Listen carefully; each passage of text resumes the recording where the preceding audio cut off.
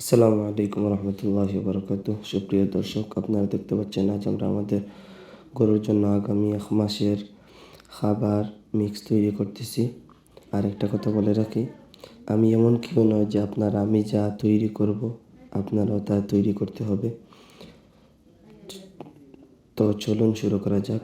আমরা প্রথমেই আমাদের গরুর জন্য আমাদের যে ধানের গুঁড়া আছে এগুলো আমরা ব্যবহার করি একটু বেশি পরিমাণে, কারণ এগুলা একটু হজম হতে দেরি হয় এবং হজম জনিত কোনো সমস্যা হয় না এগুলো একটু বেশি থাকলে।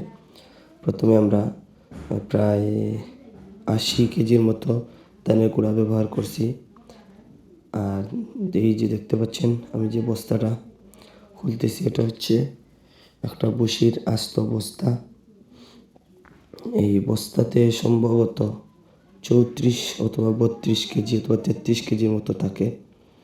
তো আমরা এক বস্তা ভুসি দিয়ে নিচ্ছি।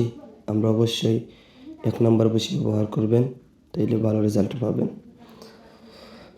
এই দেখুন কত সুন্দর। আর এখন ভুসির দাম বেড়ে গেছে, প্রায় 2100 টাকা বস্তা।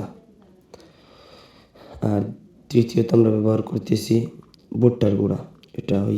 এটাও 1 নম্বর ব্যবহার করবেন। আমরা 1 বস্তা ভুট্টার গুঁড়া ব্যবহার করতেছি এর সাথে। অবশ্যই ভুট্টার গুঁড়া ভালো ব্যবহার করবেন। আমরা ভুট্টার গুঁড়া মিক্স করে নিচ্ছি।